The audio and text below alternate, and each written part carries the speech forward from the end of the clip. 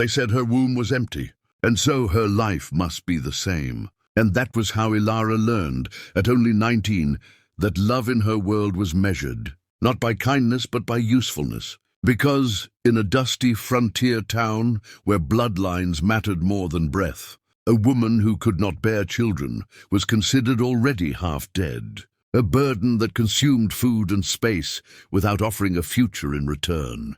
And her parents, hollowed by shame and fear of gossip, began to look at her not as a daughter, but as a mistake they could still correct, whispering behind closed doors about debts, about survival, about how one less mouth might mean the others could live. And so when the trader came through town, slick words, cold eyes, silver coins heavy enough to silence conscience, they listened, and Ilara, who had once believed her mother's hands were the safest place in the world, was handed over like livestock with nothing but a small cloth bundle and a warning not to look back. And as the wagon pulled away, she did look back, because hope dies hardest, and what she saw was not regret but relief. And that moment carved something permanent into her soul, a quiet understanding that love given conditionally is no love at all.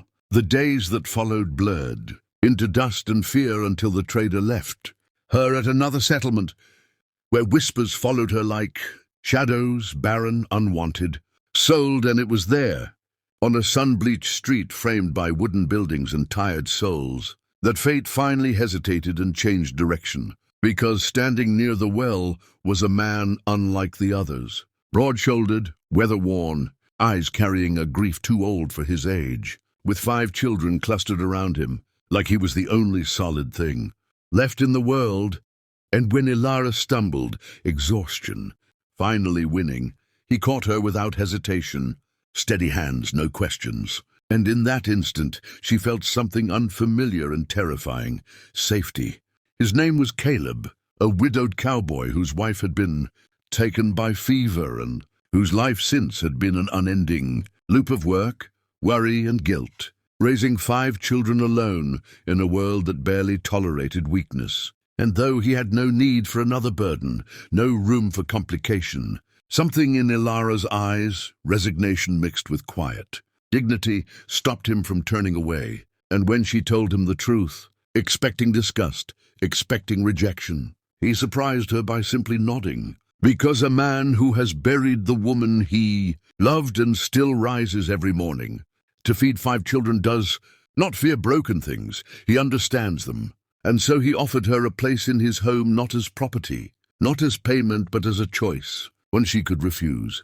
And Ilara cried that night, not from pain, but from confusion, because kindness without a price felt unreal. And as days passed, she learned the rhythm of Caleb's household: muddy boots by the door, laughter that came in brief, sudden bursts, children starved not for food, but for gentleness, and she gave what she had always been denied: patience, listening, warmth, becoming something like a quiet anchor.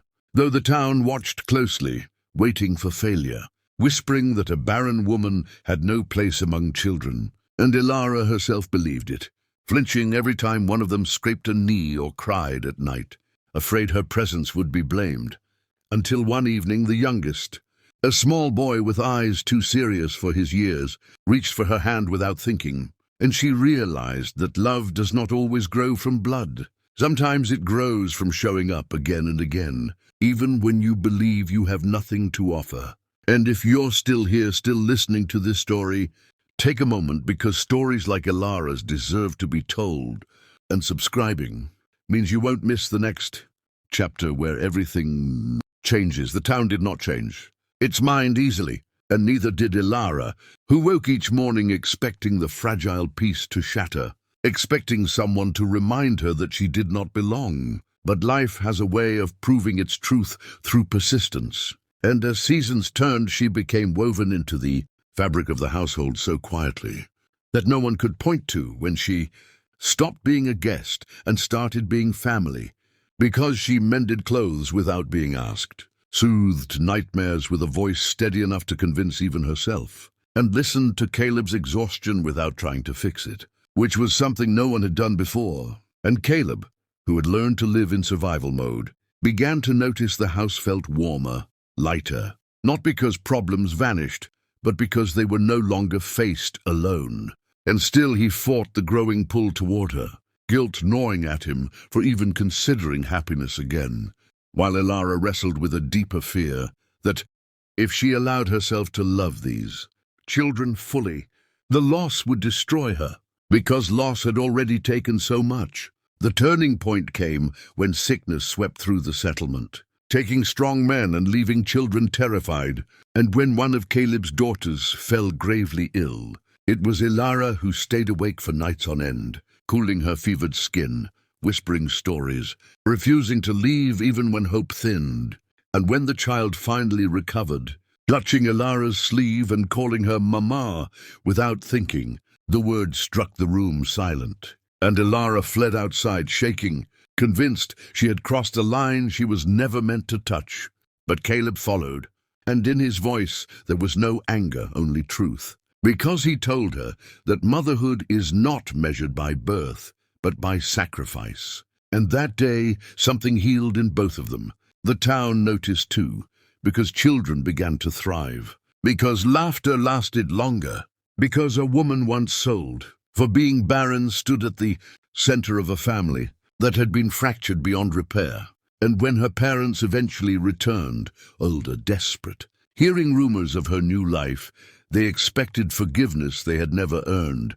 But Ilara met them with calm strength. Not hatred, not longing, simply truth. And told them she had already been sold once and would never belong to anyone. Who measured love in usefulness again, and as they left, it was not vengeance she felt but freedom. Because she finally understood her worth had never been broken, only misunderstood. In time, Caleb asked her to stay, not because he needed help, but because he wanted partnership. And Ilara said yes, not because she feared loneliness, but because she chose love. And their family, unconventional and scarred, became proof that what the world rejects can become its strongest foundation. That broken beginnings do not dictate endings, and that sometimes the family you build is far more powerful than the one you were born into. And if this story moved you, if you believe stories like this deserve a voice, don't forget to subscribe, because the next one might be the reminder someone out there desperately needs.